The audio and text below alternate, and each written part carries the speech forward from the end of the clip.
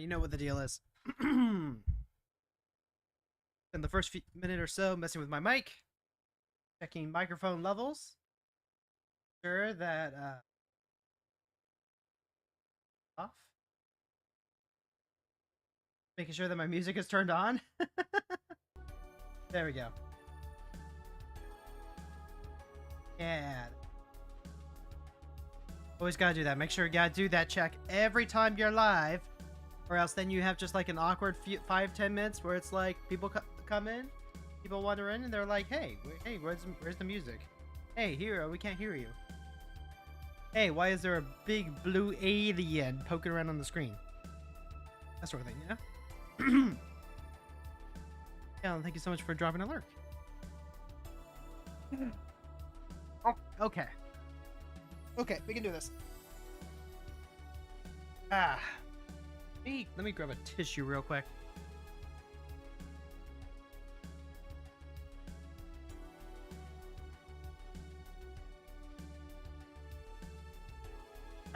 Okay. Shall we? Let's do it. Hey there, heroes! My name is Hero Girl. I'm your friendly local neighborhood hero tuber, and this is the Daily Grind. It's that time of the day where we come on and we grind our dailies. July 6, 2026. And today I'm up for more of a chill kind of experience. I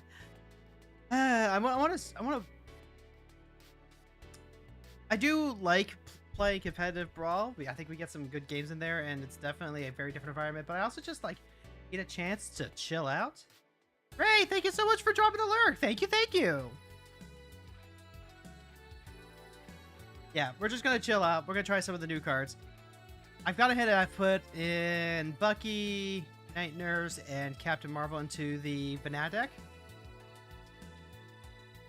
I'm hoping that Captain Marvel, Miss Carol Danvers, can be the haymaker that this deck kind of needs to help close out games. Bucky's just kind of an upgrade over Stiltskin the Moogle. Starting to get a nice suite of 1-drops that we can play. And at some point, these are just going to start replacing each other. Like, I don't anticipate Momo sticking around because it's just like a 1-flyer vigilance, but hey, sometimes that matters. I don't know. There's also just like some non-legends that have stuck around just because like they're solid, that maybe at some point they get replaced. Like, now we're still playing Wall of Omens, Selfless Savior, Mother of Runes, Esper Sentinel, Farmhand, because like they're good solid role players that we keep on.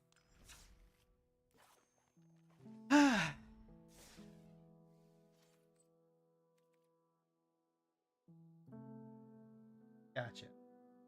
Ironically, it's playing the responsibility music from Marvel's Spider-Man, the PS4 game? Yeah, the PS4 game.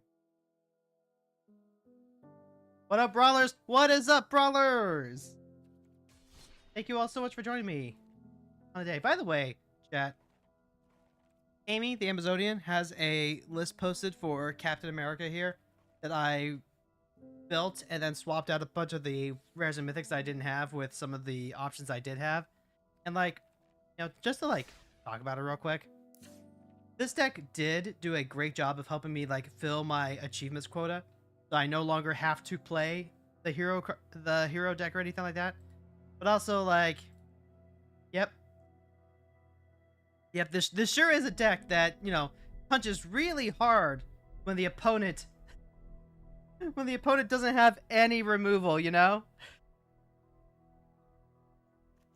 Miss me with that cape shit? I mean, you're not wrong. I'm not like a huge fan of playing all the Versus Beyond stuff. This is a hero. What the fuck? Wait, what? Hold on. What's going on here, Jay? What are you doing here, man? Hold on. What? Hold on. What's up? What's going on right now? We've got everyone coming in from my fellow Matt. Sorry. Must be a good day. Must be a real good day to play Magic if you got people stopping by. Yeah, no, this is Amy's Amy the Amazonian's Captain America Team and Leader deck. This is what I was playing to clear out all the achievements. Just like give out all these free cards for getting all these achievements. And it worked out. Jammed me a few games. It's just like hero spam got me all the free cards and stuff. But also, like, this is just not a deck that I intend on keeping around for a while. Because it's a very straightforward deck, you know? It's very much a lives and dies by whether the commander stays on the board or not. So it's more of an interaction check than anything.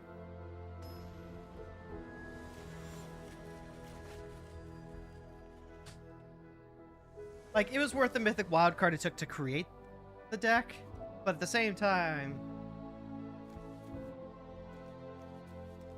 I don't know. I like my aggro decks to have a little bit more flexibility. It's part of why I'm such a fan of Jack Garland. Also, what are we up against? We're up against Light. We're up against Lightning. I could Patriarch's Humiliation her. We got Selfless Savior, Bassery. I don't know that I like this hand. Like, what happens if they go super wide? This is acceptable, I guess. How long was I away for? Started a week ago after a break since Avatar. Honestly, I don't even remember at this point. We'll play the Mindstone out today. We'll just hold it up so we can play Manat into Momo, I guess. Ah, Cloud, okay. Honestly, like, I've been streaming pretty consistently since, I want to say, oh god, what's that came after Thunder Junction? Because that was the one where it's like I kind of came back and then I was able to, like, keep it so that way we were still back for, like, a long time. Do I want to leave out, like, Brave the Elements? If I leave out Brave the Elements when I use Vanah or Fire Knife. You can also just, like, play Sacred. I don't anticipate having to do that. Honestly, yeah, let's pass the turn with Brave the Elements up, I think. Taking a break is always weird for me, because, like, I don't... Yep, that's exactly what we want, right? I mean, when I say what I wanted, I meant, like, you know, being able to cast a lot more spells, but, like, hey, you know what? We'll take a free win. Are we on competitive queue or regular? Right now, we're on the regular queue. And that's partially because, like, I need just a wee bit... I just need a wee bit of a chill out today. Part of it is that, like, I use my dailies here to help decide, like, what I'm going to play. So if we have, like, a, you know, play a mono blue deck day, then I'm going to go into queue with Matoya. But right now, I can get everything with my whites. And the only decks that I have, like, these are the decks I have for competitive. I've got Jack, Tifa. I haven't tried Tifa yet, but Matoya, Derevi, theoretically a competitive deck. I've got... So here. I've got a budget Malcolm deck. I've got the cheeky little poisoned Death Toucher deck, Geist deck, Kali deck. And even then, like, only Zahir, Matoya, Garland, and Kali I've actually had a chance to play in competitive. Staying away from competitive. Just know everyone's playing Azorius counterspells and ramp. Well, that's the thing, right? You're not wrong that competitive is a little bit of a blue soup right now because of effects like Force of Will, Wash Away, Daze, Subtlety, and all that. Like, yep, that is the truth of the format. But also, like, ramp is surprisingly fragile in a format like that. Like, you think that with things like Raphaelos, it would actually be running away, but that's really only if you happen to be playing a bit of a more mid-range game. The games have regularly been a lot more interesting. More very commanders, more very strategies. You know, it's funny. It's funny. Like, I'm not saying you're wrong, but, like, it was actually... That was true for me in competitive. At the lower ranks, like bronze and silver and stuff like that. I was seeing a lot of really cool commanders. Also, you read the Raphaelos for like 8. We're on the draw. So they'll get So good to go. Turn 2. I can play harsh notations. I can start trying to punch in. This isn't like the best. Esper Sentinel falls apart if this isn't like an elf ball deck. Shadow Spear doesn't do a whole lot. I think I mulled that one. This is still bad. I don't have any interaction for Rafellos. We'll try one more time. It is what it is. We are unfortunately just not particularly well set up against a ramp deck. But, you know, acceptable losses. Thalia is an interesting idea here. Would stop everything. I wish I could cast this Mox Amber with that. Honestly, I think I'm just gunning her. And, like, I think right now we're already, like, what? 80-20 against in the current matchup with the way this is going. So we're just gonna hope we rip something cool off the top and let that be that. Okay, it's just a Spirited Simulacrum. That's good for us. We can drop Thalia next turn and, like, slow them down a bit. Oh no! Tail Swipe! Oh, I don't think there's anything here. Oh, goodbye, Scroll.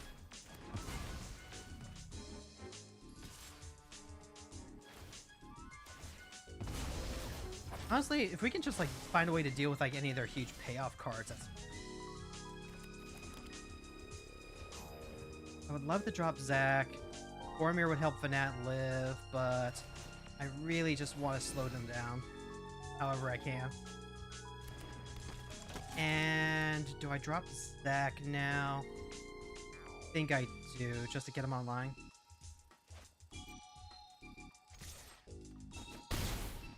The early bird gets the Phyrexian Might. I mean, that much is true, yeah. Not having the mana to, like, tap out for... Well. That's how it goes sometimes. Ain't no thing. Honestly, I'm not even mad about it. That went pretty much how we expected. Mulligan a few times, we couldn't find, like, the more efficient interaction we would have needed.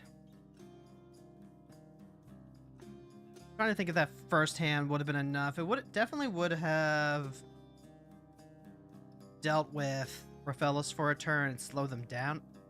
So in that case, maybe that was worth holding on to it, but I just didn't really like the follow-up that we had. Yeah, it's Edgar Emrakul. I mean, like, you're right that I've never seen him play like a Kozilek or something. Like, those just are the best Eldrazi, so it's like, why would they play, like, worse Eldrazi, you know?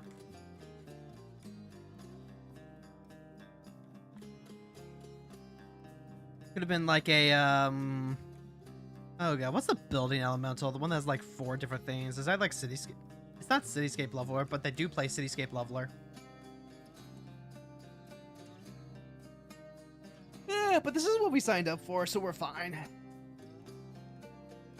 The one downside of, like, turning down the MMR factor for matchmaking, though, matchmaking does take, like, you know, I think about an extra minute or so.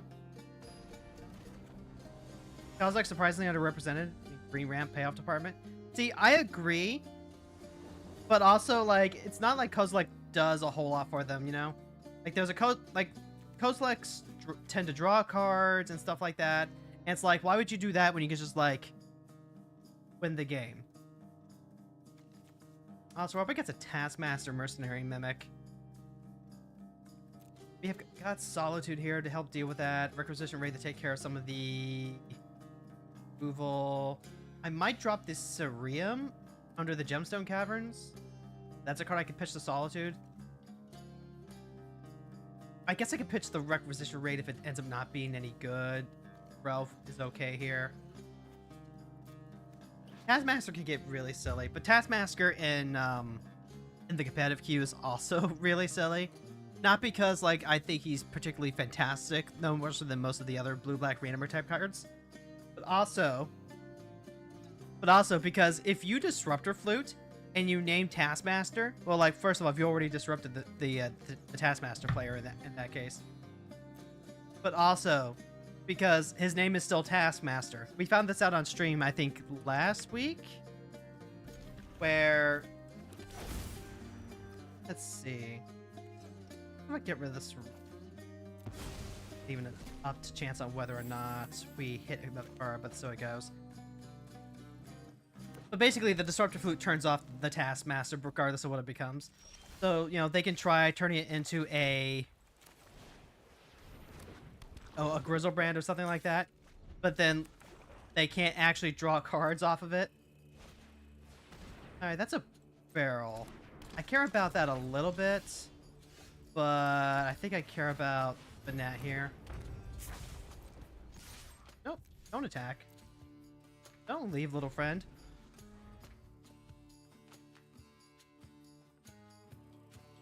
I'll say this, it's a weird world to be in, where I don't have to worry about Wash Away or Subtlety anymore. And like even then, it was like, that's actually not all that strange. Let's see, which one am I wanting?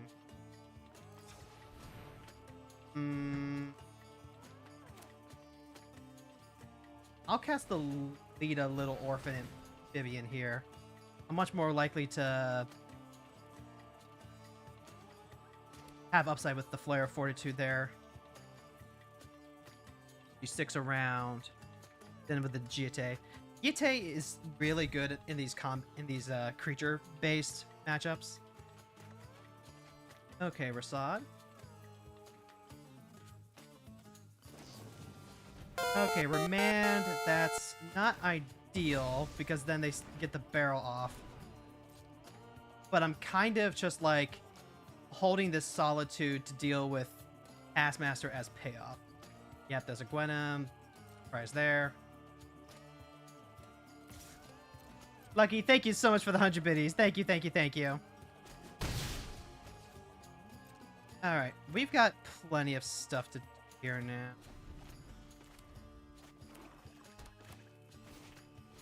Yep, there's Taskmaster.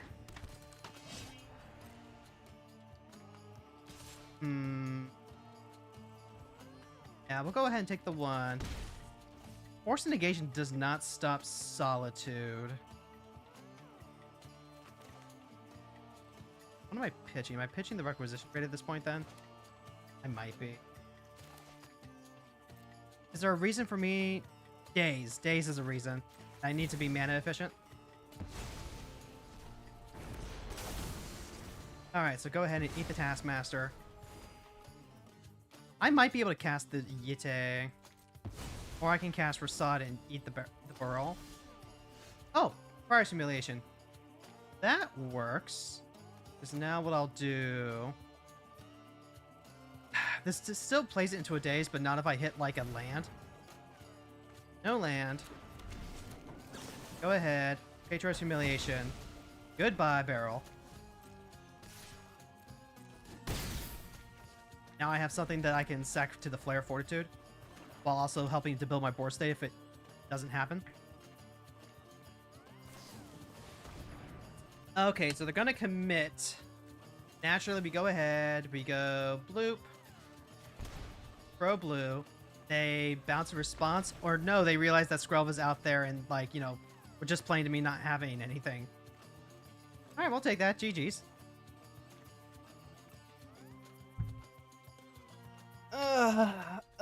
Remember to stretch.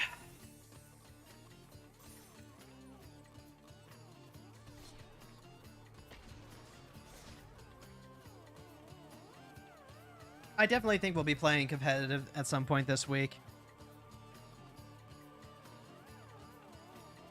But having, like, all the dailies just... And it being a Monday and all, you just want to chill out and relax. So, like, here's the thing, right? I was never actively having to worry about Force of Will and Subtlety when I was playing Casual Queue beforehand. But not having Wash Away, like Wash Away is like the thing that has to be telegraphed of all those. If they have a Force of Will or something like that, you know, they just have it. They just have it. There's not a whole lot you can do about it, but at least it's like, you know, the one. But with Wash Away, it's like, there's that one mana. That's a lot of tension that's just like gone. Which, you know, love it or hate it, definitely means that you have less to worry about. Also, this is a Joda Karuga deck, which means that we want to go super aggro. Which Enchanter helps out eventually. Requisition Raid does disenchant the... No? Maybe. Disenchants the rock. What am I doing with this? I think I maul this one. I want something a little more... That works. I think... It's still, like, hella slow. I don't even think I'm playing Momo right away. It doesn't poke for enough. But I do think we're popping Spider-Man out on turn 2. Like, Spider-Man's a real clock.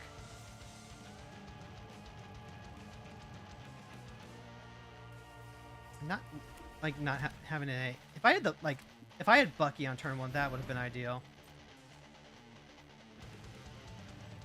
I did Tutor grabbing an enchantment. It's 5 colors, so like it could literally be anything. They might try and spike like Joda onto the field and then 5 mana drops a Haymaker. Smothering Tithe? I mean, okay. If you want to tap out that badly for it, then like, yeah, by all means. I'll go ahead and, you know, just put an upkeep stop so we can tell it to get lost. The alternative would be March of the Worldly Light, drop like a Momo or and a Tashar. You know what? That might actually be better. Or I could drop... Yeah, I'm going to go ahead and drop both of these. No, I think I actually want the Tashar. I want the Tashar because I might actually need to rebuild. And I still have the Agatha's Soul Cauldron here. Alright, next combat, just like bop bop. We're gonna bop bop bop right to the top. And Selfless Savior. I think I actually go Selfless Savior here. I lose out on the draw here, but now I've got double protection. I've got Spidey protecting Mom, and then I've got her good dog too. More accurate Final Fantasy XIV deck.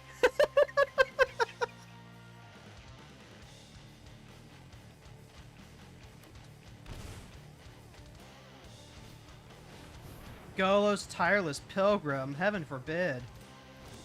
Well, you can't grab Field of the Dead. At best, he's going to grab, what, the World Tree? Lucky, you got a 125 stream streak. Good job. Good job, man. I am, like, just using all of my removals, so... Oh, the best you could grab was a Tri-Land. Okay. I mean... Alright, so there's that. Here's Agatha's Soul Cauldron. You have to redraw that. We're gonna go ahead and put a counter... Exile Golos. It's a creature, so put a counter on...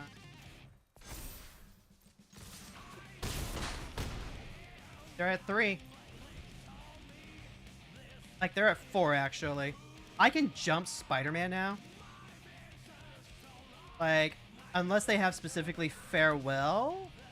Oh, the World Tree was in their hand, that's why. Okay, that makes sense. Okay, yeah, they're gonna play Joda, that's fine. Oh, Joda flies. Okay, yep. They draw a land.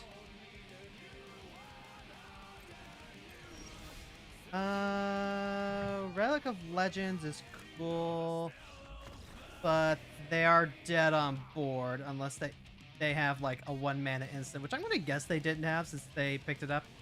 But like, Yeah, they took 2 turns off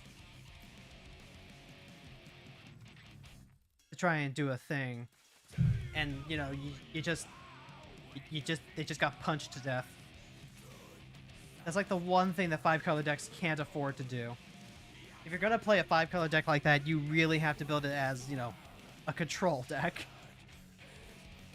Alright, when I get out the Mastery Pass, I got Black Widow, Intel Expert. Alright, cast creature spells, white-black spells, white-blue spells.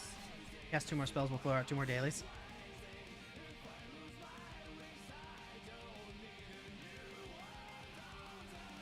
Oh, I hope everyone's having a good start of the week. The middle of July, things are gonna get hot. Unless, like, you know, you're in Australia where everything's, like, real cold right now, but, you know, so it goes. It's a vest. Got a shipper on board? The opponent gets to go first. I would have Heliod's Punishment. Potentially Rasad. Not opposed to that, but, like... It's not like we have a lot of outs to Tifa. So, I still explore. Okay, so they're playing something that's a little bit more, what, long-termy, I guess?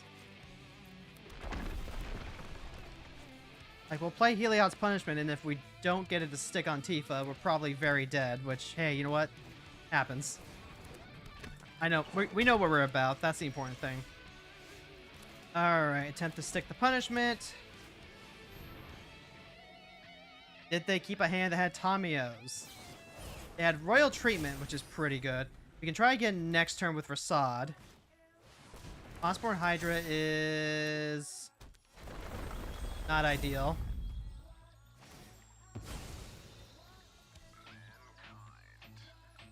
So Tifa hits us for 8. They've got a fetch land. And it's got Ward 1, so I can't even, like, actually get it. So then next turn, they play ISO Explorer. They play Fable Passions twice. Yep, that's GG's. So it goes.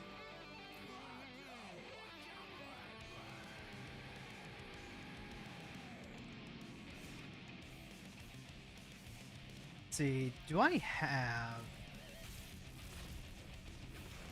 anything better that's worth digging for against like,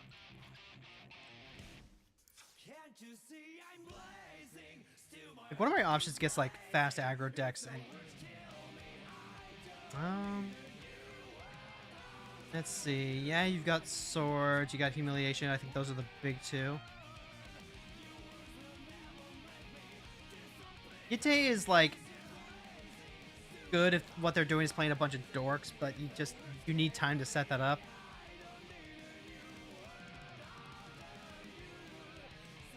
Get Lost is, you know, an option as well. It's really hard to see like that there's anything. So, and that's fine. We know what we're about. Remember, chat, the key to happiness is contentment, not, you know, griping about the fact that you're 80-20 in some of these matchups. Like, hey, if they get it, they get it. We're playing Magic. We're playing online. You're not looking at someone else across. You're just queuing into something, you know, jamming games, and that's perfectly fine. Aziza, Mage Tower Captain. Let's see, what was this? This is whenever you cast it, it's a sorcery. You can tap 3 untapped creatures to copy spells. Relic of Legends means that we could theoretically turbo out Vanilla, actually. It's a little dicey. What would I do then? I want to get out, like, a creature.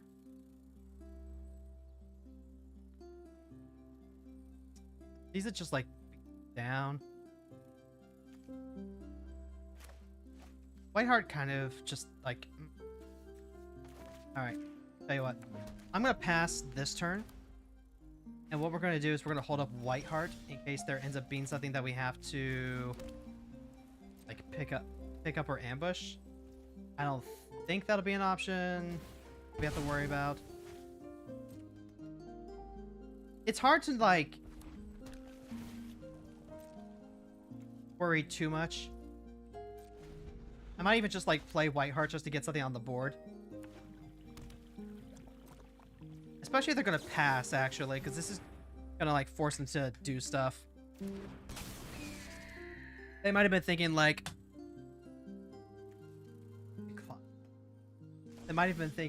you know, hold up removal so they can deal with Vanna. Unless you control a plane.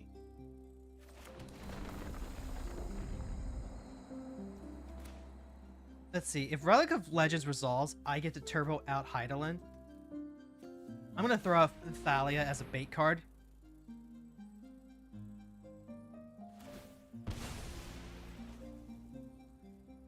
She's either gonna force action like a Mana Tithe, or she's gonna eat removal. And that's one less piece of removal that Vanna has to deal with.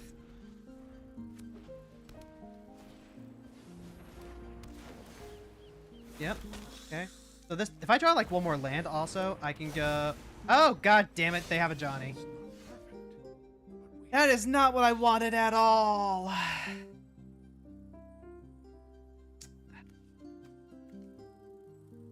Drop Relic. I have 2 mana. Hold that for Night Nurse. Play Vanat and then like pray to God. Pray to Vanat herself.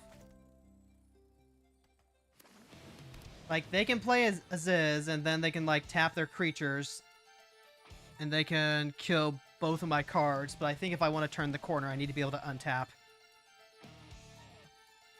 And just, like, start dropping cards and turning through my deck. This might be just a little bit of punishment for being so conservative. I could have gone turn 1 EC Maru to start getting pressure on him. Gideon. That's a good card. Alright, let's do this. There's Relic of Legends. I can now tap for 4. Let's go Momo. Still 4 mana available. If I do it like this, I will just like start catching up on board, and I've got a couple more cards I can play to like draw out. So let's do it like that. Pass the turn. Now I can hold up Night Nurse in case something does happen to Vanat. It definitely doesn't work if like they exile.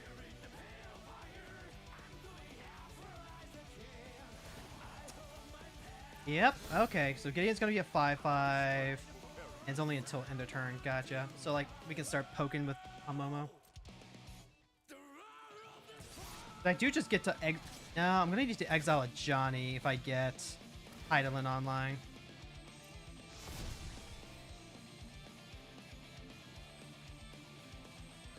Attacking with the Knight because the Knight's disposable, possibly. What happens if they have any sort of combat trick? Do I care about that? Probably not.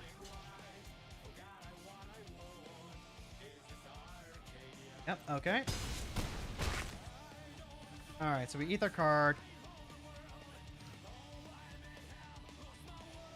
This only feels really bad if what they have is like a fire magic, I guess. Okay, Elspeth Stormslayer. She does get to just like destroy Vanna. But she's not gonna. Okay.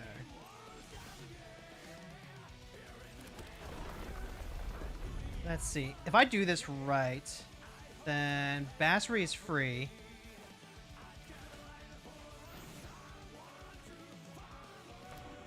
And now I have to decide whether I'm exiling any of these. Elspeth's a huge problem, but so is it Johnny? I think I'm actually just more worried about the Ajani, weirdly enough. Like, I'll fight everything else. One...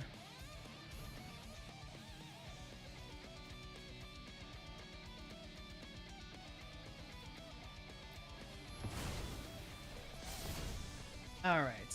So... Go to combat. Momo gets a counter. Momo can... beat down Elspeth or beat down Gideon? Neither of these is great because of Aziz, right? Actually, if I'm, you know, just being pure and honest.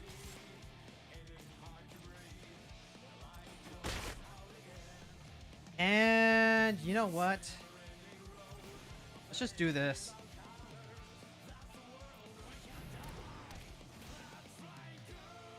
Oscillate Pride, secure the waist, target instant sorcery gains flashback. Right now they have Searing. So let's go ahead and hit the... Oscillate Pride is actually just also a problem. Secure the waist, they can tap, they can make an ass load of soldier, warriors. None of these are great. So let's at least get rid of the secure the waist, I guess. Make it significantly less potent. And now we're in a huge fight. Yep, Oscillate Pride comes down. Elspeth can literally up the entire team, and I have to pray that...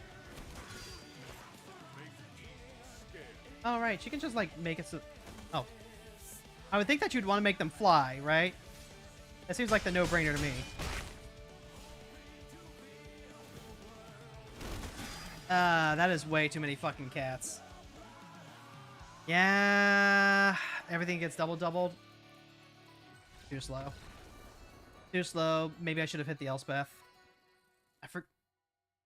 I guess if I had seen their hand first and then made a decision, I could have worked my way towards basing off of that. Like, if I see their hand and I see that they have Secure the Waist, I get rid of that. Then I see they have the Oscillate Pride, and I'm like, oh no, all the tokens, and then we get rid of Elspeth instead. Johnny is still there, but we just work our way backwards. Force the Plowshares, Bucky attracts her Praetor's voice. It's either toxic or super friends.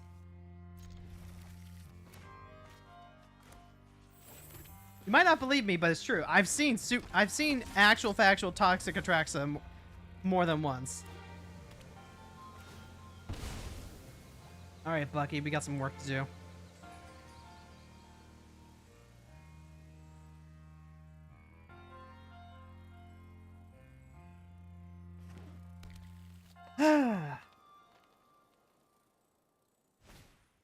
Absence Pilgrim, so it's actually just going to be a question of do I hit the Pilgrim or do I wait for Atraxa? Fortunately, I might just have to wait for Atraxa because I really want to be able to curve out and hit my cards.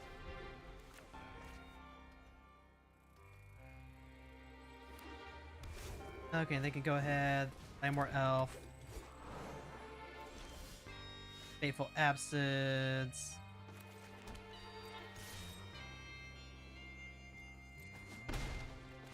And we'll just play Vanilla. I'm usually not a proponent of playing your commanders just like straight up naked, but they do have like double green. So if they have like any other color, they're gonna need to... Oh, and it is Super Friends. As expected. Every day is a new lesson. That puts her down to 3. I can Requisition Raid and make my team swole. Sorry for the quiet. The sub 3-footer is there because she's leaving soon. Hey, you know you never have to apologize to me. Shit like that. Shadow Spear's not bad.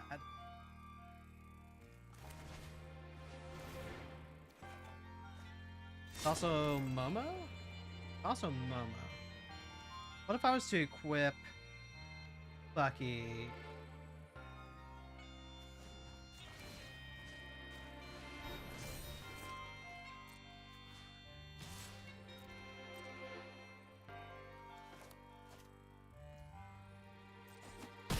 Oh, that was actually the best possible outcome.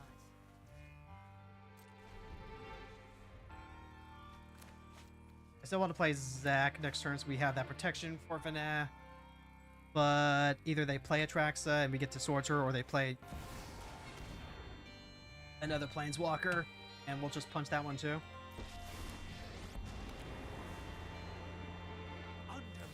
Yep, they go ahead, they make a vampire. I'll play the Requisition trade on the next turn. I'll play Zac on the sure for sure. Appa's a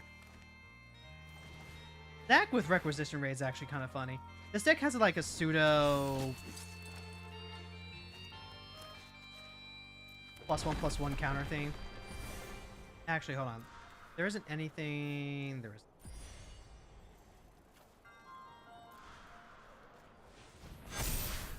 All right, so go to combat. Bloop bloop. Does Bucky just like die? I mean, if it dies, it's probably taking out at least a token or so. I don't know that Bucky needs to.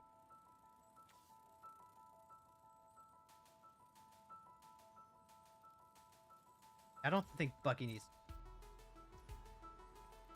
to. Excuse my sudden egress. Alright, pass the turn. So Zac passes over the counters and his equipment when he uses his effect to make someone else indestructible. So that does just like put an extra card out. That's the Aether Spark, which is gonna plus to attach. Let's see.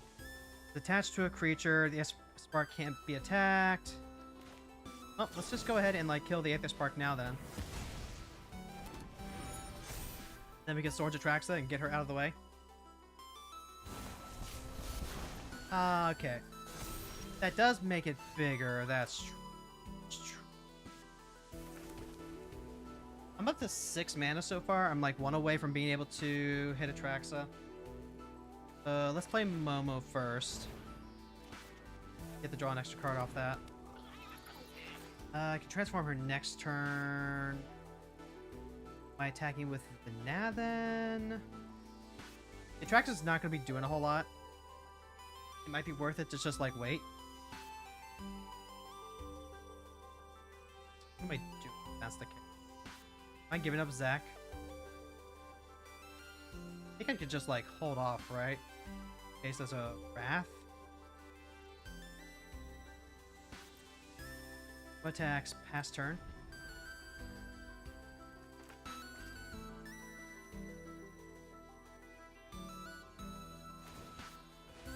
I'm gonna feel a lot better about doing this as not like just throwing away creatures, as long as like the planeswalkers they hit aren't something like Living on Dreadhole General. Put counter on each creature you control.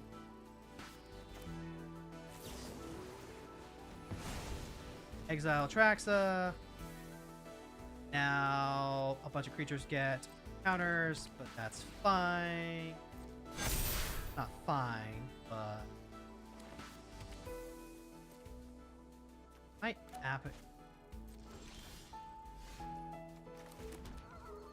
Okay, then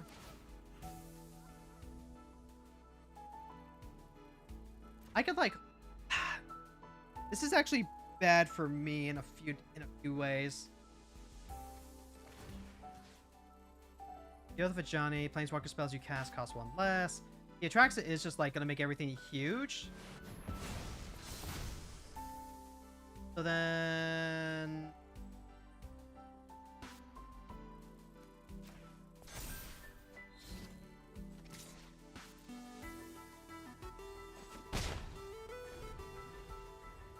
let's just start trying to punch through.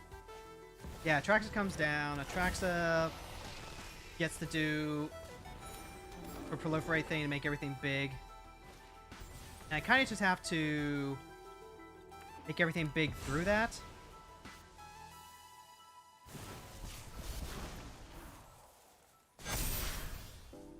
Alright, EC Mar. Wait, no, that's right. We don't get anything for casting stuff anymore, right?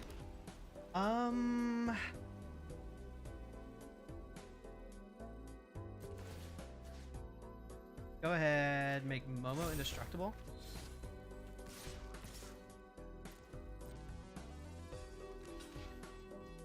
And then, yeah, we're gonna go ahead and take out Atraxa for a turn.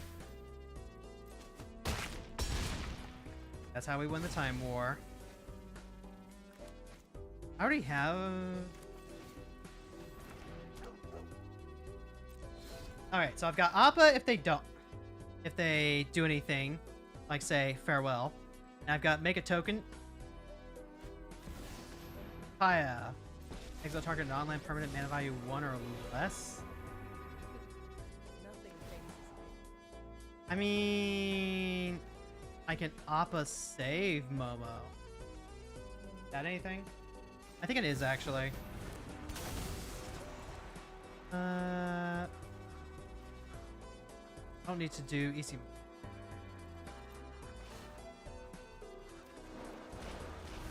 Put a counter on a target creature you control.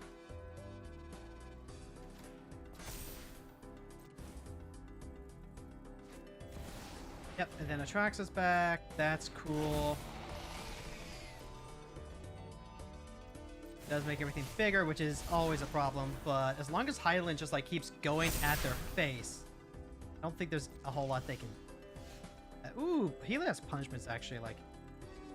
Here. Then... Go ahead, hit Atraxa with that. We can... redraw off of this wall as well. Other runes are also fantastic.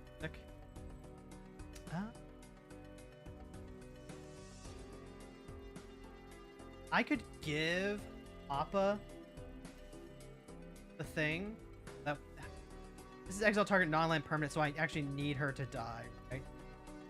Yeah. Go to combat. Give Appa a counter. Yeah, I need her to die so I can keep my Shadow Spear.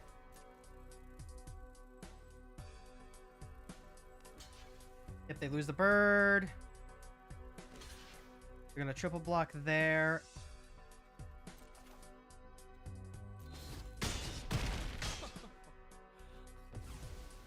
-1. So like, you could do it.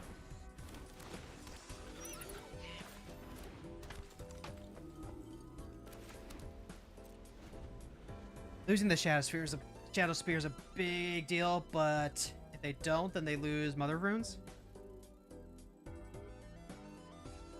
Yeah, they're gonna get rid of the Shadow Spear. And at least Hydaelyn is still just like big. Oh, hey, Jace. Jace bounce Hydaelyn? No, they're gonna bounce Atraxa. I hate that that's probably the correct thing to do, for sure. Yep. I mean, we're still gonna do it. Pass, they get the proliferate. I do get to use Mother of Runes offensively, though. That's something. Vormir. Let's go... Mother of Runes make Ishimaru green. Mother of Runes make Ishimaru green. Actually, hold on. Green.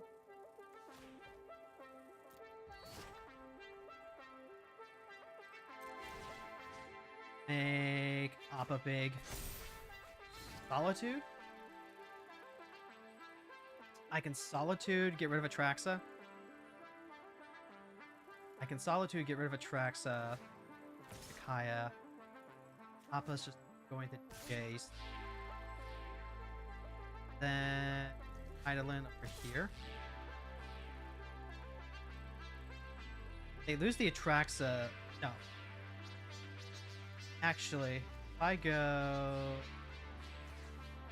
3, also at Jason, I'm okay with losing Momo. That's fine. Then I can Solitude on the backswing. No, wait, no. What am I thinking? They just eat it with all their dorks, of course. I'm pretty sure this play. Yeah, go ahead, Solitude, hit the Atraxa. And then they just give up out of frustration, I think. G. Yep, absolutely was Super Friends.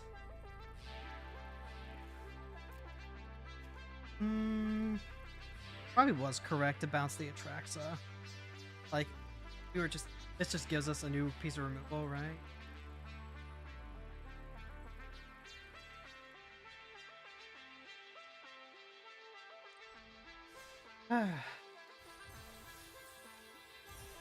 That clears out our dailies. So tomorrow we can talk about playing some competitive. Using pretty much any deck that's going to get us over there. I have to change up just a couple of slots. I think I really want to be running Long Goodbye and Nowhere to Run in any of my black decks to help deal with any of the mono blue commanders that are like cheap and effective. Also, we're up against Ellis Ilkor. This is going to be either Aristocrats or Soldiers. Either way, not the hand we want to keep for this. I don't know what Mother Runes. I could put out the... That should be like a redraw for Vanap, but the Mother Runes is actually just like way better.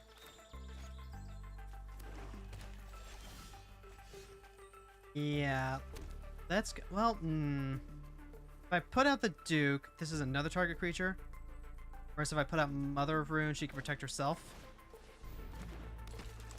And then, like, they have to make a real choice on whether they're going to develop their board and play their commander.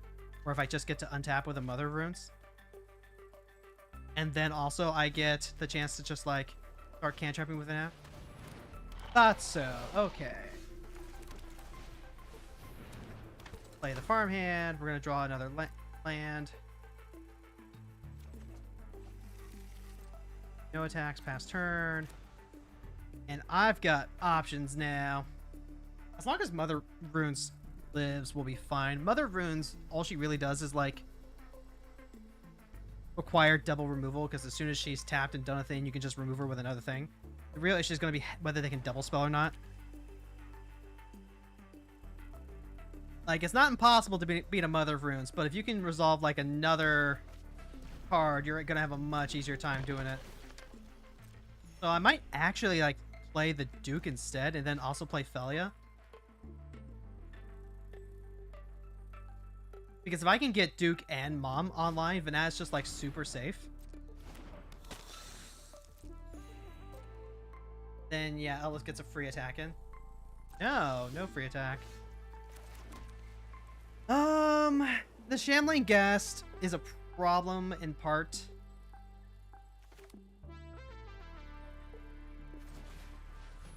Because it threatens the Mom without having to necessarily be removable by itself. And I am definitely going to flash in the Felia. The Felia just, like, represents ways for us to get advantage with the farmhand. It can reset the Duke. Although I am going to be missing a little bit of the extra draw, but maybe Yite is just enough. Alright, yeah, so they're going to go ahead, draw 2 cards. They're also going to target Mother. Mother gets to go into play. Now they have removal. They get to use it. They have like a sword or something they can hit Mom, but now they also have to like get rid of the Duke before the Duke does anything. You see what this is doing for them? Like, if they have another piece of black removal they can use on the Duke, but now they're down a piece of removal that they need just set things up. Meanwhile, the dog here is just like... Okay, so they're going to persist back their Shambling Gas. And I guess they're going to kill their farmhand?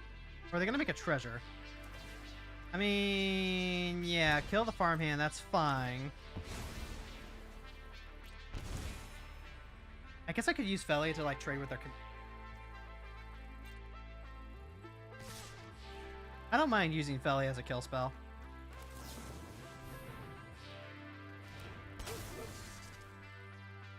Because now they just like they need to use removal or they lose their commander.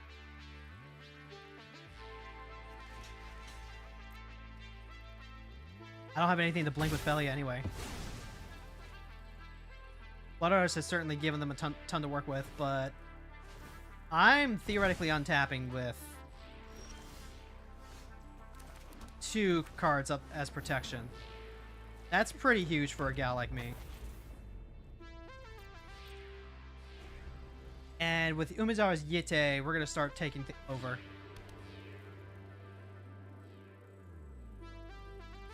I could leave up Sigrid if I wanted to, I guess. Exile the 1 target attacking or blocking creature. Sacrifice a non-token creature. Gains hexproof until the turn. Alright.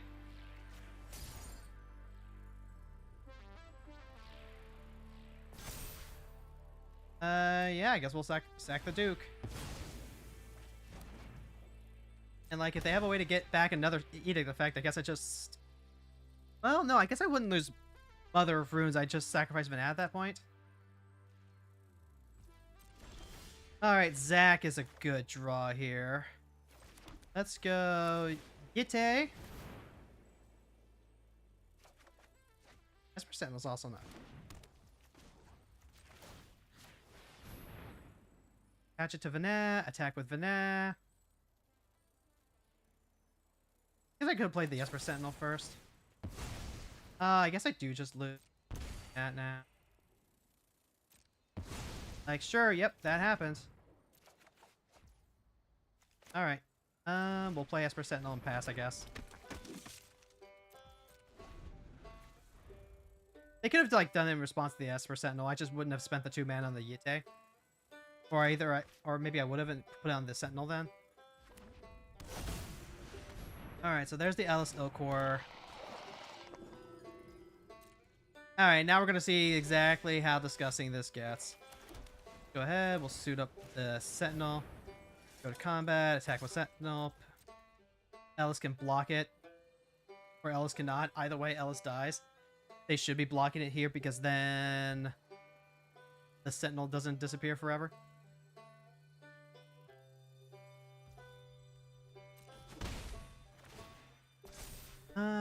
Let's just go ahead and like do it now, yeah. Yeah, go ahead, -1, go ahead and -1. I can play Zac. Do I want to play Zac? I think I need to. I think I hold Zac if I can play. Oh hey! Bolas' Citadel! That's a pretty good card. Pretty good Magic the Gathering card.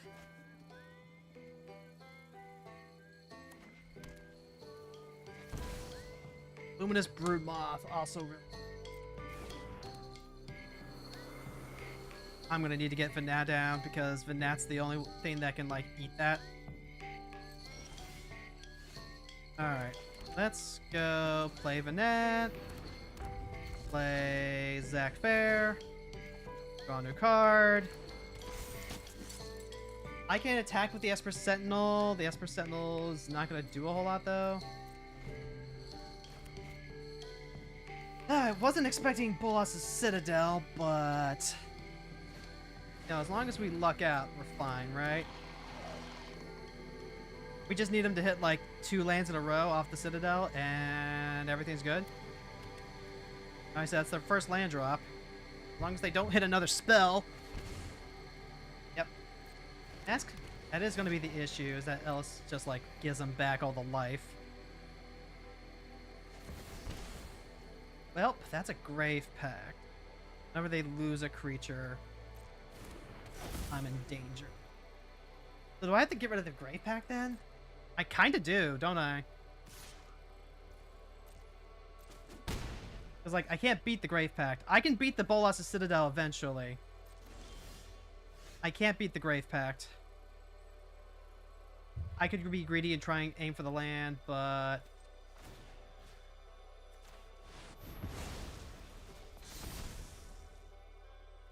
Okay. So... Attack with Zac? No. For Sentinel? It's legendary, gains indestructible. Actually, hold on. If I'm willing to put down Mother of Runes protection, I could... Nah.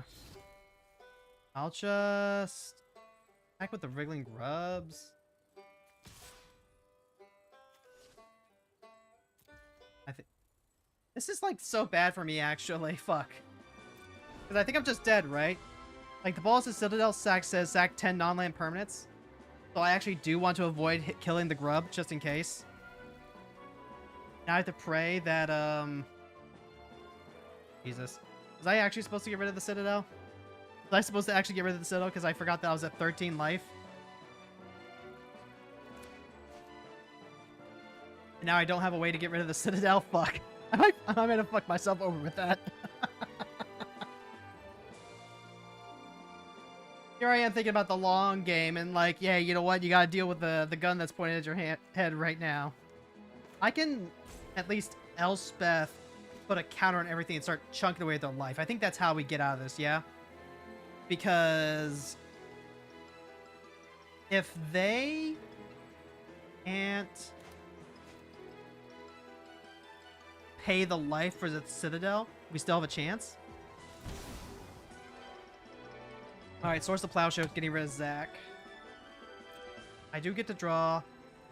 I think I lose Zac. I'll take the life gain off the swords. It means that I'm not burning my Mother of Runes. Reanimate, get back the Blood Artist. That is bad. Because now, just like playing a bunch of tokens gets them there. They have the Luminous Broodmoth too. So I just really need them to not hit the sack threshold. Oi, oi, oi. Nope, I lost this. I lost this because I didn't get rid of the Citadel. They needed a sack outlet to make the Grave Pact good, but I had creatures I could sack in the meantime. Alright, yeah, we're tossing this out. That's a punt. GG. Woof. Get rid of the Grave Pact. Punished for.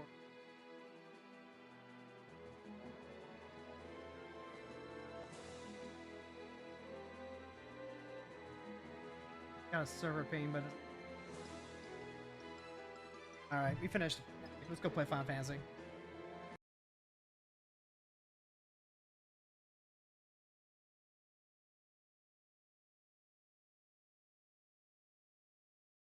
Never underestimate the power of the Citadel. That is the must-kill target every time.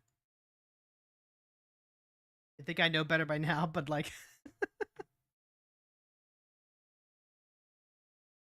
it is what it is. What am I doing? I need... It's a Monday, weirdly enough. Which means that Wondrous Tales isn't up. I need to double check. I think we got that taken care of last week. If that's the case, we'll just check to make sure that... Well, we're always going to do front lines, first of all. So, like, that's half the... That's half the remaining stream in the first place. I was really, really that hard up for things to, like I should never want for things to take care of in Final Fantasy XIV. Like, the grind is real. Like, the whole reason why we have the daily grind is so that we can do the grind. I'm always saying this, chat. So for whatever reason I'm lost at a thing to do, then like it's just because I've temporarily become disoriented in terms of what our goals and missions are. If I take a look at what we're doing here, we're currently leveling up Machinist.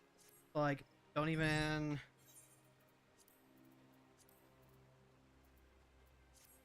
question it. Just go straight to front line. Go to front lines, and then we'll double check to make sure that we got all the weekly hunts we need to take care of. Time for more adventures with Thamora. It's true. Oh, I already got this. I probably already got the one with Ishgard too. And then I'm trying to think. Was there anything else that we could actually show me my challenge log real quick? I could go try and do some fates, actually. If I go and, like, take care of some fates, like, if I literally just head on out and start doing fates with my chocobo, I can start doing the, start getting some XP that way. Double check my dripping. Nope, I'm good. And at that point, you know, just looking for things to do while we wait for the timer to pop. Very likely that will get pulled in midway too. Like, the wait for PvP is, you know, not a lot. Especially when you've got mount speed. I don't know, chat. There's just so much to do. So much to do, and, you know, sometimes not enough time to do it. You know, that's why we treat our work gaming like work. Honestly, what I should probably be doing is actually, you know what? What if I just, like, went to Ishgard? What if I went to Ishgard and did the fates over there? I've done the Final Fantasy fate, the Realm Reborn fates. Yeah, the Realm Reborn fates for so long that I could probably use the change up. We can go to Sea of Clouds, actually. I don't mind that. Not that we're gonna need to do that now that the actual queue is popped. Although, honestly, there's also the idea that at this point, maybe I could start doing the leveling roulette on Machinist. I won't have to think about doing literally any healing. But then I still have so many healers to level. If I was gonna do that, I'd want to level up more healers. Like, the healers just get such fast queue time. If I manage to, like, somehow finish leveling my healers and my tanks before my DPS,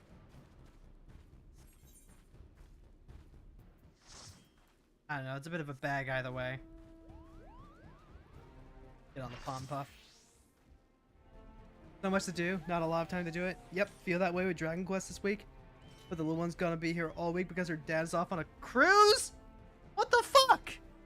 What the fuck? What is it with everyone going off on cruises?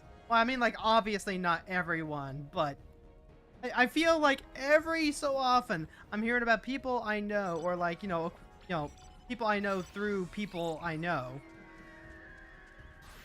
And it seems like someone's going out to a cruise. And it's like, damn. Damn. I guess there's the feeling of, like, oh, you know, it must be nice to be able to go on a cruise. But at the same time, it's like, I know that I personally would not be able to relax on a cruise. Because if I go on a cruise, you know what I'm doing? You know what I'm doing? I'm gonna be fucking working. I'm gonna be fucking working the whole time because I cannot relax. I think that's part of why I need to actually do a, oh, it's been a while since I've been on the flame side of this, huh?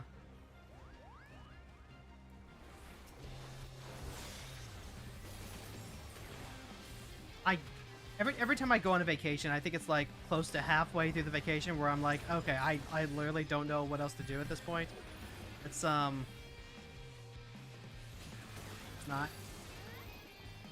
That's also part of why I think if I'm going to orchestrate a vacation for myself, I'm going to need to do it in such a way that I actually have, like, things that I'm going to be doing. Maybe not like things, but, like, you know, things that'll distract me and keep me occupied from the fact that I'm not doing anything. Okay, yeah, we're getting... Oh. Help. Watch out. Oh, maybe, actually.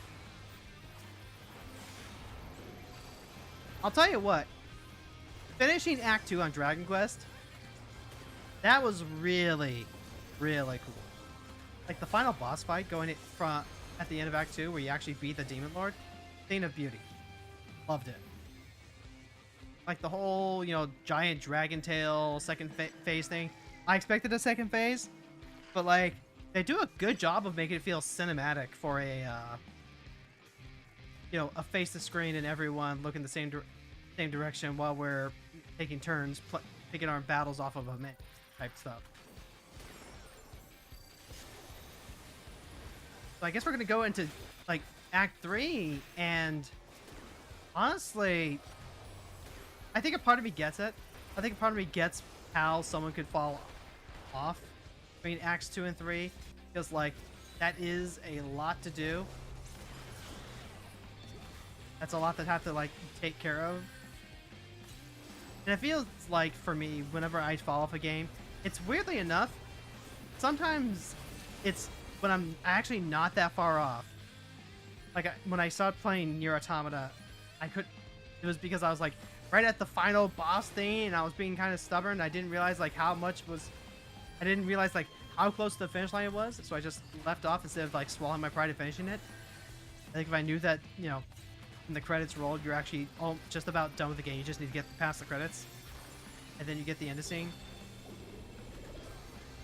Oh, difficult.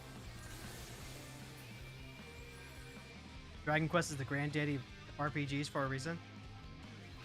I mean, like, yeah, obviously. Like, a lot of people credit Dragon Quest as the, you know, not just like granddaddy, but like the one that really popularized it. Certainly there were RPGs that came out before then. But it's thanks to Dragon Quest that we have a lot of the RPGs in the first place, you know? It's not necessarily the inventor that's going to change the world. It's the one that can make the invention most accessible. And for a lot of people, Dragon Quest just like, you know, it hit different than some of those games that were trying to get a little closer to D&D.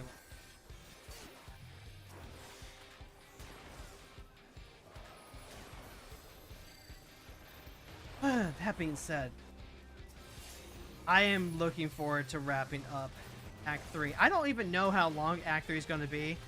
I just know that I'm probably going to have to like start pushing for some finishing wrap up, because I don't want to have to leave. I don't want to leave Dragon Quest unfinished before I go off to play something else. But also, you're playing one game for over 2 months, and that is a commitment. Dragon Quest predates Final Fantasy. I mean, they're both made by the same. They're both made by the same company. Both Square Enix. And like, as the story goes, Final Fantasy was allegedly the game that helped save Square Enix, like gave them enough capital to continue being a business. They think that's why it was named Final Fantasy, but turns out no, it's just because they couldn't actually get the rights to call it Fighting Fantasy. Square Enix was separate companies back then? I don't remember that. Like, Final Fantasy was not a company. Oh no, I'm getting... Hold on. Is that here? There's a Viper here?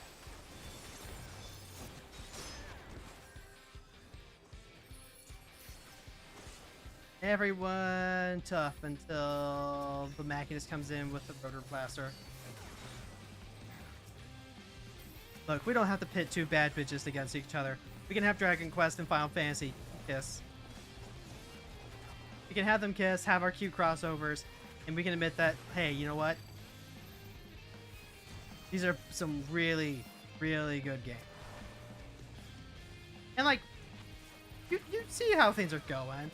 I'm enjoying Dragon Quest. I'm enjoying Final Fantasy VIII. I'm only going to have so much time to enjoy both of them, but also like... Damn. Enix made DQ and Square made Final Fantasy. Companies came under the same ownership. That's when they became Square Enix. I'm gonna need to like check on that, because that feels correct. That feels correct, but like I need to refresh myself on history apparently.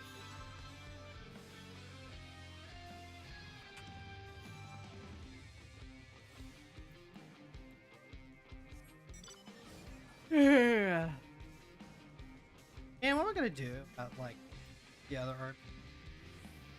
Probably not a whole lot. At this point, I'm starting to sound like a broken record, but like, what else can you do? What else can you do when it's the only thing that's going on? I can tell you one thing though. I'm also ready to be done with Hero Aka. I am really, really, really looking forward to finally being done with My Hero Academia, because that was a series that both somehow went on longer than it should have, and like didn't take the time it probably should have. That feels like a weird thing to say, but so it goes. We're just about done with the newest season.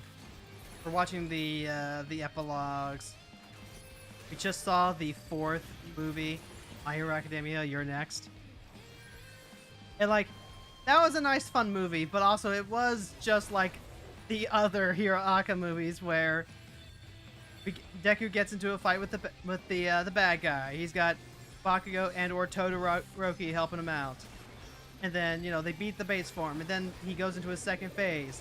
And then just punching him isn't enough, so they have to punch him really, really hard in order to win the day. And it's like, well, we knew what we were signing up. Knew what we were signing up for.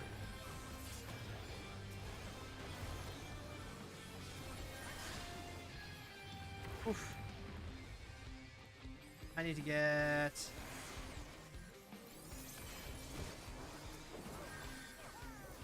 back. Oh god. The season, what was it? Season 5, and it's like season 6 and or 7, something like that. Something along the lines of the Dark Deku arc and the war. Yeah, I think it was very specifically, you know, after the Dark Deku arc, when they get into the quote war, that things really start dragging out. I've said it before and I'll say it again. I am not a fan of hero shows start getting like uber serious and like you know, huge stakes. Like when you get a superhero story trying to go into the logistics of like, you know, super escalating superpowers, constant wanton destruction everywhere, I check out. I check out emotionally, because that is not what I am here for. I might have signed up to watch it, but like, this does not spark joy.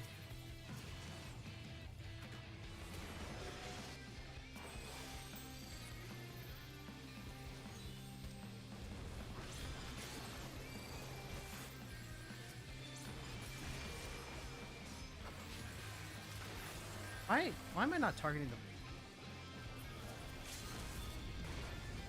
I don't know what happened.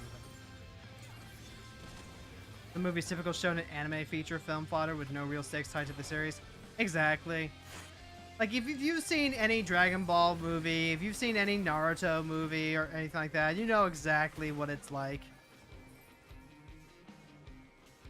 It's just extra funny because right now, since we are finishing Hero Aka, we already know what happens to everyone. You know exactly what's going to go on. It's like, oh no, they're going to attack the school, but the school is integral to our counter plan against Shigaraki. It's like, yeah. Yeah, I know how important it is. I know what you got there. I know that in no way is this going to change up the status quo whatsoever. Yeah, we got the middle. Excellent. Bleach movies. Honestly, I don't know anything about the Bleach movie. I've seen the Dragon Ball movies because they used to put those on Toonami. I actually haven't seen any of the One Piece movies either.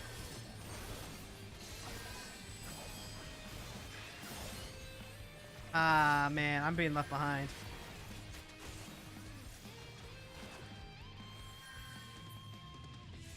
I got away with my life? Hold, goddamn.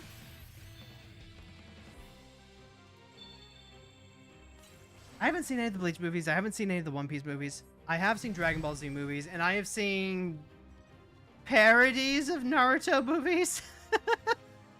I think is probably the way to put it.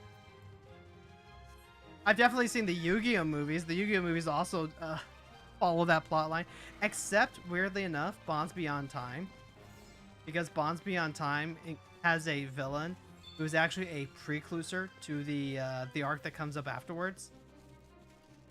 I guess weird as that is. And then with the Hero Aka movies, like, they make them canon because you get to see the characters showing up. The special guest characters who are like, oh no, I am the tragic protagonist of this little side story. And then it's like, yeah, I bet you.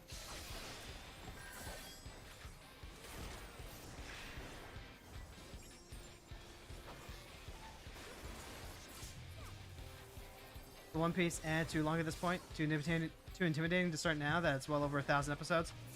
Well, see, that's the best part. You're not watching the anime anyway. You watch the movies because, you know, you're a fan of the characters and you're with them. But if you actually just want to, like, get into the series, like, it's one of the series where I will just say, no, you read the manga. You read the manga, you download, like, the Shonen Jump app, and you pay, like, $5 a month to get unlimited access to the backlog.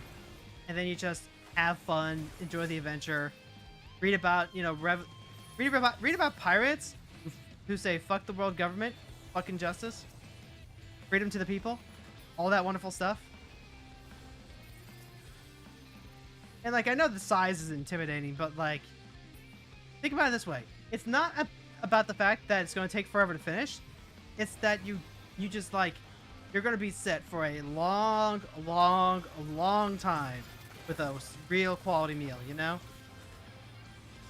That's the mindset it takes to get into something like that. Plus, I can personally vouch that there are series that are so much harder to keep up with.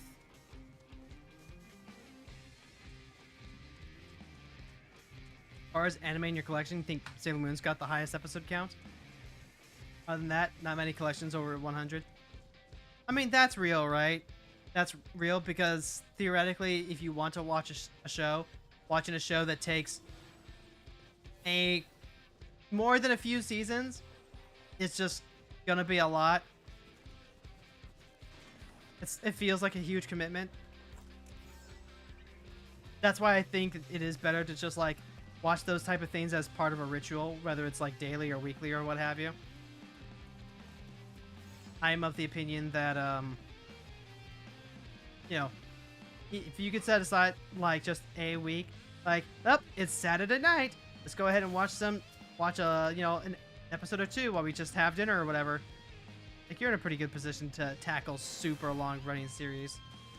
It's how we've been getting through shonen stuff. Just watch an episode with breakfast.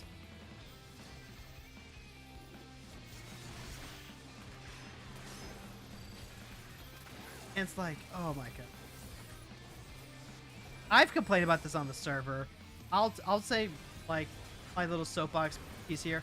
Why is the rescue city, fake city arc in Bleach so drawn out? It feels like the entire focus of the arc is just taking opportunities to show off how tough and strong Aizen is because of, like, all his lackeys that respect him, and showing off, like, the capabilities of all the captains and giving them all a fight and stuff like that. It's trying to, like, show you how smart Aizen is and how prepared he is, but it's just, like, making him boring, man. There's a reason I can never get past this arc unless I just, like, force myself to read 3 chapters every week. That's all. 3 chapters. Just 3.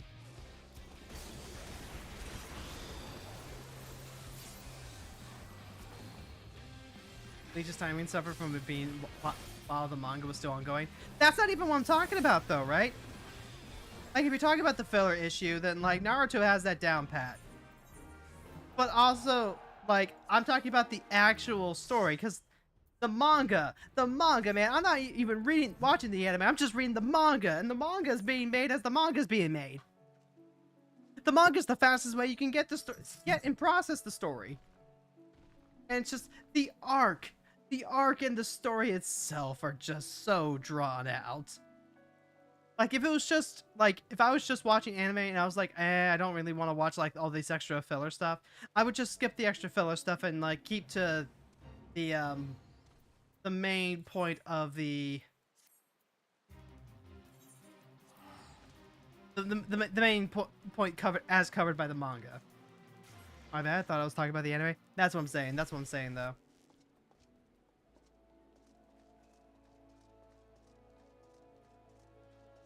Like if I watch Naruto, I'm gonna be watching the ocean cut. I'm gonna be watching the fan edit that cuts out a lot of the extraneous stuff and, you know, gets to the heart of the story. I'm not saying the filler's bad, but I am saying that sometimes I'm not in the mood to watch, you know, the extra stuff. Well, arcs and Bleach weren't bad, just badly timed. Yeah, I don't doubt. Don't have any.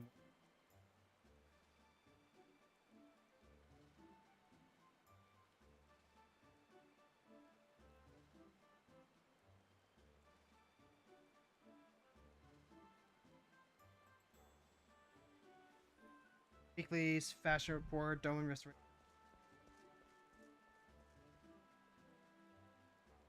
Again, a carnival, special deliveries, wonders. I mean, but we also just like have a daily roll.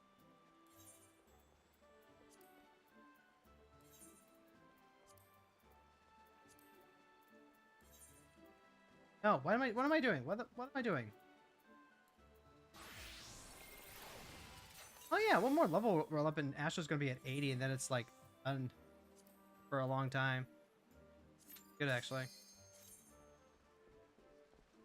And then we can actually start leveling up Scholar so that way the summoner gets lined up correctly. Pretty good. Alright, give me something nice and quick. Brave Fluxus long stop. I will take that. Got my cards. I don't have total.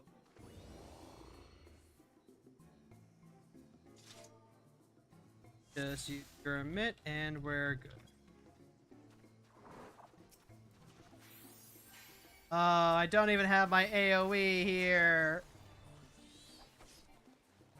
I do like what My Hero Academia did by having actual seasons. Kept the filler to a minimum. 100% agree. That is like easily the biggest thing about this, right? Also, why am I taking damage? Why am I tanking?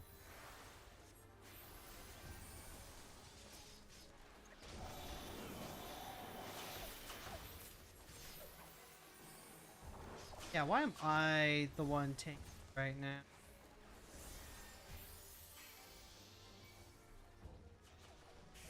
Not entirely sure about that.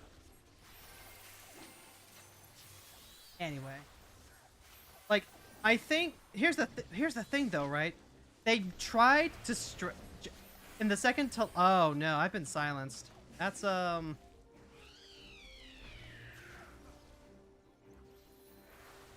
the second to last season, they stretched it all out into a single traditional season by virtue of like having non-stop flashbacks, even for stuff that we had just seen in the previous episode.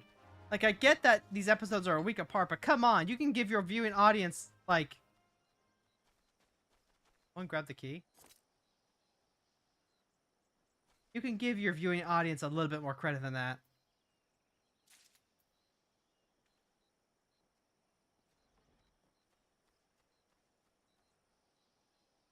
Yeah, it's the tanks first.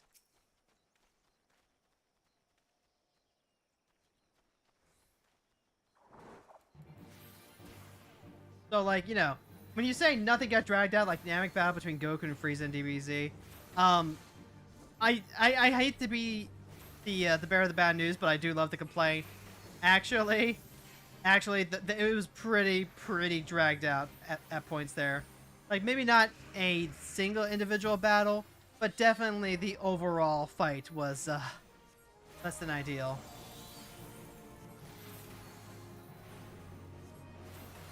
Like, yeah, Frieza had the whole, you know, in 5 minutes the planet's gonna be destroyed. Come on. And like the biggest issue with Bleach isn't even that it's being dragged out, even though it like certainly is that. It's the way that's being dragged out, right?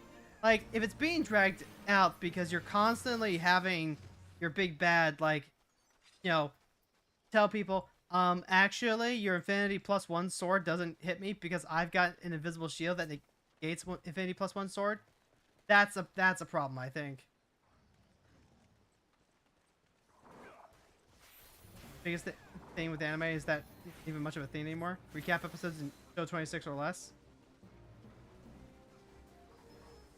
God, I think Gurren Lagann had 2 recap episodes. Weirdly enough, like that was the thing that surprised me was the fact that Gurren did that, and I want to believe it was partially because of the workflow and stuff like that. One of the benefits of having a recap episode is that you can take your time, you can give your production team a break, maybe an extra episode or whatever. It's like, okay, sure. Not ideal. Especially not like in the middle of a production, but come on. It's also not like the worst thing. Legend of Korra had a really great recap episode that just did not need to happen, but like here we are. Prime example being Chobits.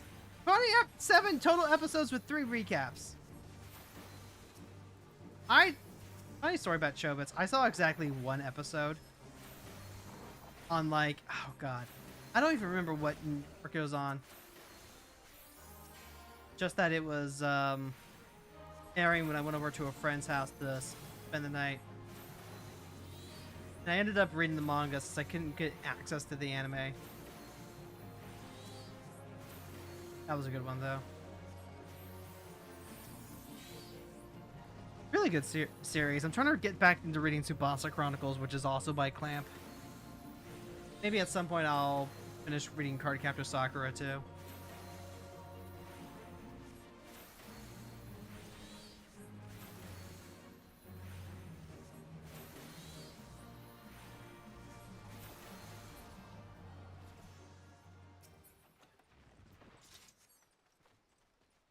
Uh. 26 episode seasons don't cap. But I will tolerate like exactly 1 recap at the midpoint, because with the way that the seasons work, I think it's what you typically have. An average like season for television purposes would actually be closer to 12 or 13 episodes.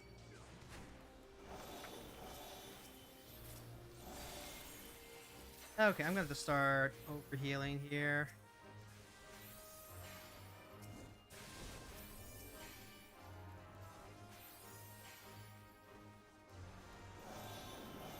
Good old Clamp. Everybody drawn like they're super tall, but being only 5'3" somehow. I mean, that's just Japan, right? Like, that's just, a thing that apparently happens. I want to believe it's because, like, the average height isn't, all that tall. People see super tall people and you're like, what, 5'6"? That's what it ends up being.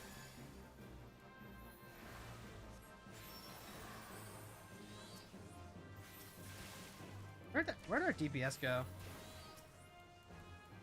Okay, they're over there. Okay, I just literally could not find the giant salamander. Like, come on. The average American height is like several inches taller than the average Japanese height. That much is like, on the record according to census. There's actually a channel I follow called Tokyo Lens, by way of my wife, and he is regularly having to stoop to get into some of the buildings that he's doing videos on.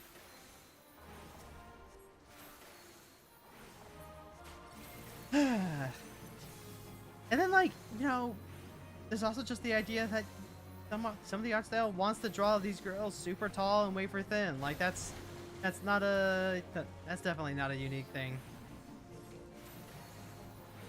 Yeah, that's been a thing in the anime, usually portraying foreign characters as nearly gigantic. Also, like, heaven forbid their hair is anything other than blonde. or that anytime they mention that, you know, character's hair is not not black, that someone asks, oh, you know, are they a foreigner? Are they like half or whatever? I think that's just a thing that keeps showing up.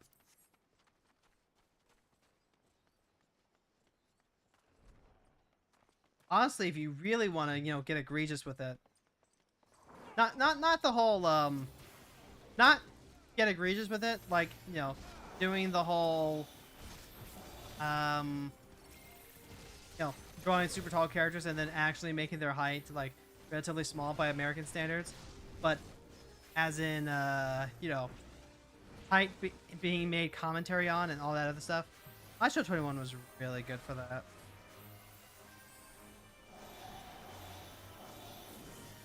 Oops, I accidentally burned a kill on that.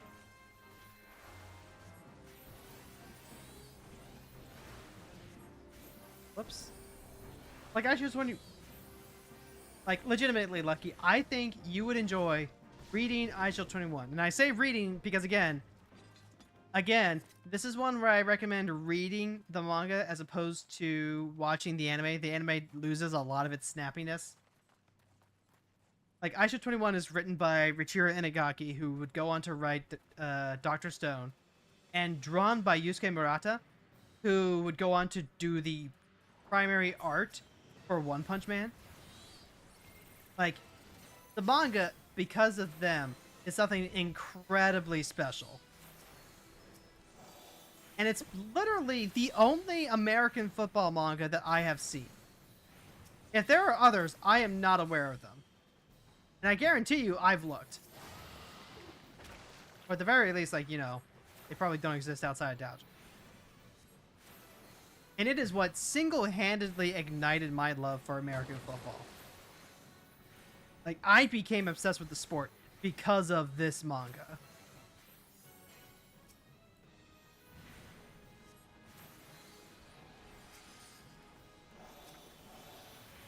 iShield 21 was supposed to be a collab thing with the NFL. They were supposed to have a collab thing with the NFL. Like, the series existed long before the potential collab. That's why the anime had that. But, you know, things just kind of fell through. It wasn't like the NFL went, hey, you know what? We want to have a manga to help promote our stuff in Japan. You know, that definitely wasn't how it went. It actually came about specifically because Richiro Inagaki is a massive football fan. Like, Senna, the titular iShield 21, the running back, his running style was inspired by Marshall Faulk.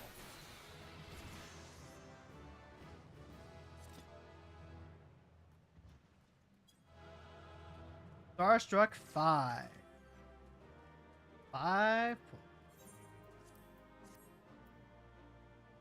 Grab that, pass that our way. Now, Astro is at level 8. NFL history is referenced all the time in iShield 21 as well. There's references to Jerry Rice, the receiver, Joe Montana, the quarterback. History regarding like college quotes and strategies come up every so often as irrelevant. Like, there is a very, very strong passion for football here that translates into the pages. And I loved it. I loved it so much, and I ate that shit up.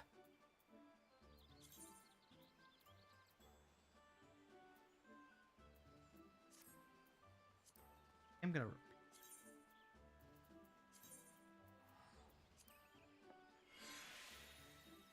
So, like, and here's the thing, too, right? The NFL collaboration stuff was also as part of the dubbing proposal that came up for the anime, but it got 4Kids. They did like an episode or two of, yeah, they did like a couple of episodes, dubbed it, and they gave it the 4Kids treatment by removing weapons and, you know, censoring things out that should have been in the scenes. And the NFL was supposed to be sponsoring these mini segments to help pay for the production, and it just fell through. Just fell through. I would like to watch the anime at some point, but for now, I really only have the manga to do and go off of. And do I? Let's check out the one. Go and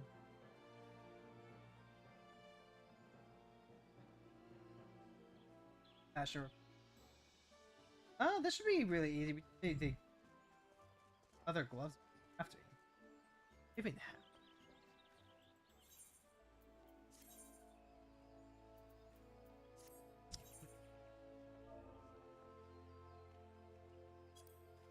Like crap.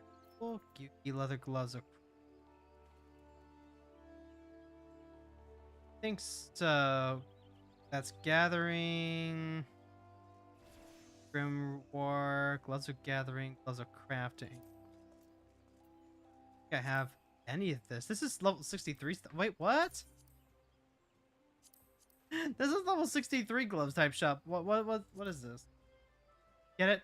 So my gateway into football was video games, namely Tecmo Super Bowl. That's just the way. We got like 40 minutes. We can just like go mess around.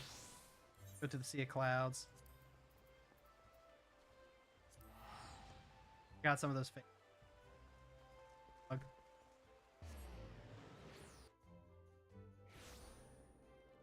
What I'm saying is, go read Ice Shield 21. You will not be disappointed.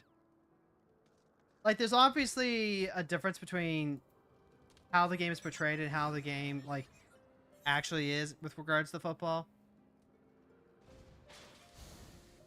But Ice Shield 21 just does such a good job of being cinematic with it. Even as I came to understand, like, the differences between the game in real life versus the game as portrayed in its fiction. It was fantastic. It was Shonen Super Battle with the gridiron being the staging area. Honestly, that's all it had to be. But then Ice Shield 21 turns into an amazing story about not just, like, you know, traditional shonen coming of age type shit, but also what it means to be someone who constantly challenges yourself, challenges your circumstances, challenges, like, the conditions that you need to go through in order to achieve your dream.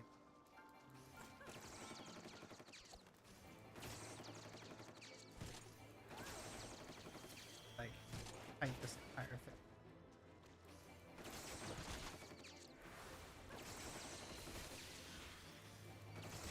And honestly, there's still a couple of video ideas that I need to work on and finish first. But now that I'm getting into Blood Bowl, the tabletop dice game version of football, like, oh god, I want to read Ice Shield 21 again. I want to read it again, something real bad. And honestly, god, you know what I wish I could do? You know what I would just, like, be so fucking ecstatic to do? Like, my short-term dream?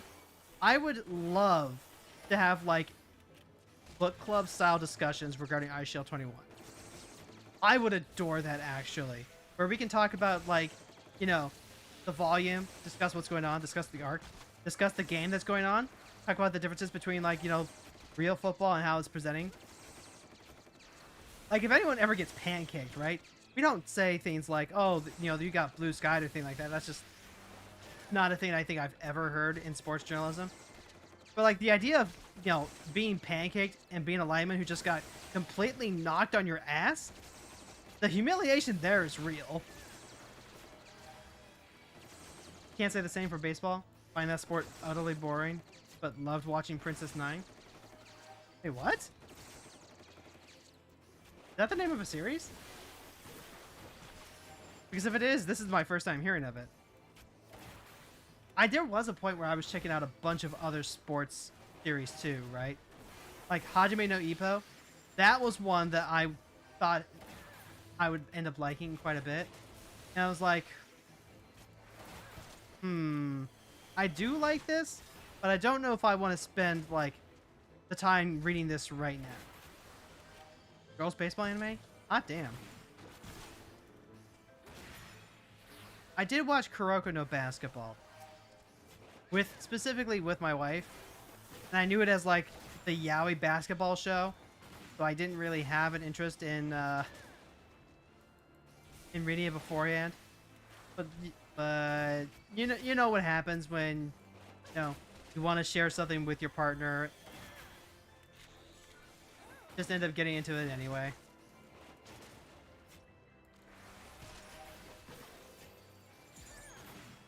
There was also like another one. There was another baseball manga.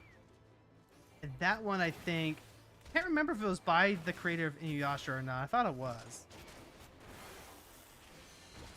But it was also a baseball manga, and that one was pretty interesting to read. Partly because it was, actually a triangle romance between twins and a girl that they grew up with. Prince of Tennis I heard is really good. Baby Steps is one I still want to check out, which is another tennis series.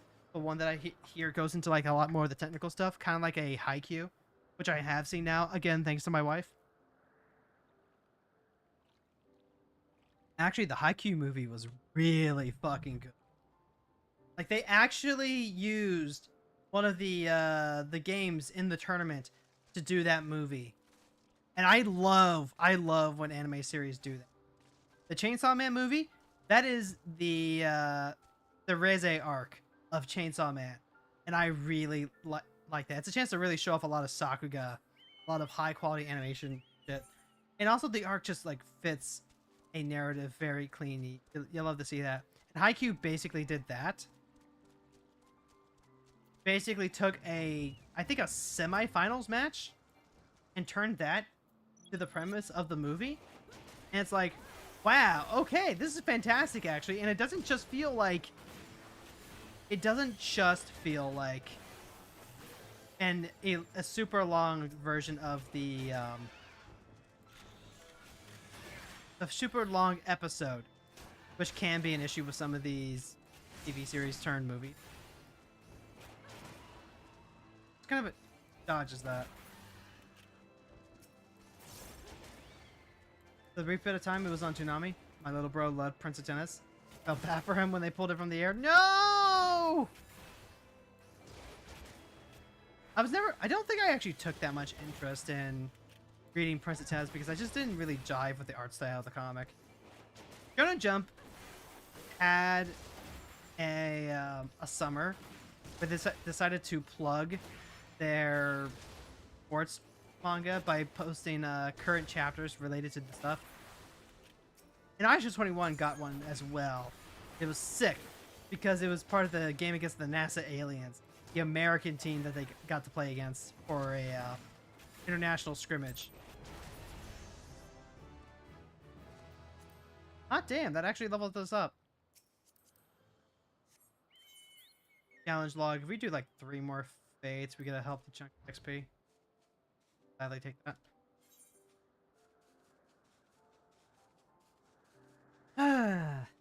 Whistle was a good one. I was enjoying reading Whistle. Whistle is a soccer manga about middle schoolers. And I was enjoying reading that. I was enjoying reading about the kids, finding their positions and stuff like that. But also, I can't think of any particular sports manga that I loved as much as Ice Shield. In part because none of them was able to match Ice Shield in terms of like its the power of its art. Like when I say read the manga because the manga has art done by Yusuke Murata, like that is a huge selling point for me. Because his art just has so much kinetic energy in it. Kind of like in the way that Toriyama's art, his paneling was really good. Actually, hold on. That looks like that stood up for that. Okay.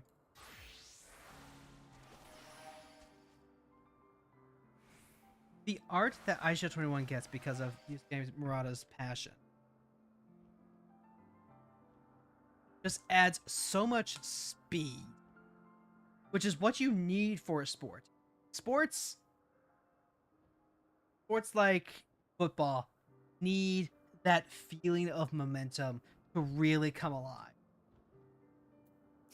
And missing out on that in some of these other sports, like the stories were still really good. I still really enjoyed it.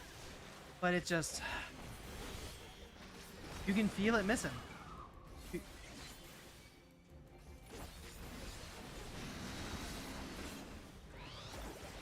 You're right, wife. I haven't read Kuroko or Haikyuu.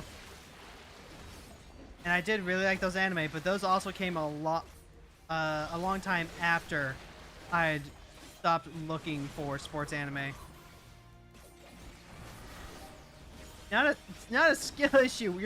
You're bullying you're bullying a high schooler.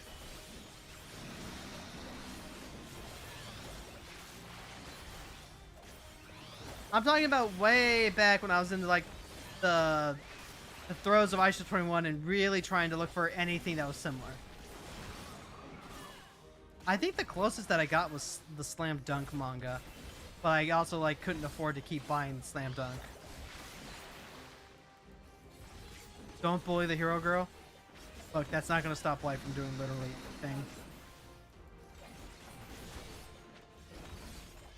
You couldn't get into Slam Dunk, but you got into Real, right?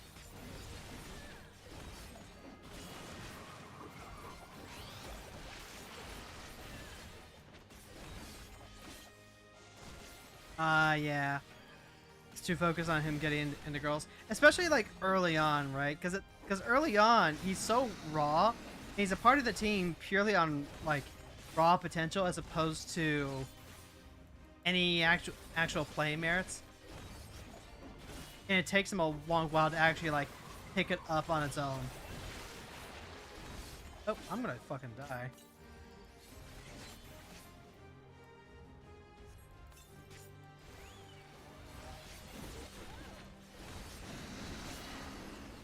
Alright, we're good. We're chill. By the way, chat, if you want me to you know, have casual chats with my wife about stuff while I stream and game, why don't you go ahead and like, you know, leave a comment, leave a like on the stream, leave a subscription, and be like, actually, you know what, Hero Wife podcast with Hero Girl sounds fantastic. Especially if they happen to be playing like a night raid together. I'd love to see it. We'll make it possible, chat. We'll do it. We can bring this to life. The dreams don't have to be beams.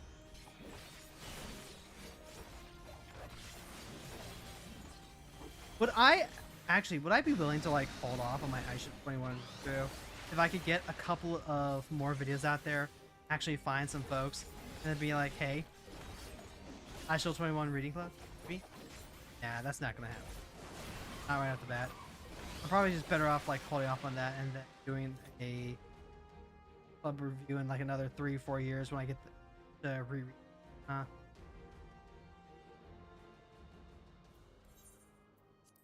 Alright, let's go. Start. No. Oh, yeah, because we're going to start wrapping things up. Yeah, folks, thank you so much for hanging out today. And hey, you do a great job of making me feel cared about, making me feel appreciated. And I like to pass that on. We have a Lead the Raid redeem. So if you know anyone who's cool, maybe they play MMOs, maybe they play card games, maybe they're queer, neurodivergent, maybe they just need a little bit of support.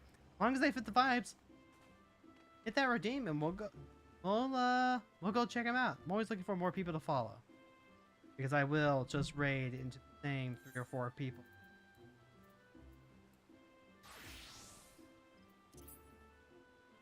Kaz was online, but he just signed off. Damn. Every time, right?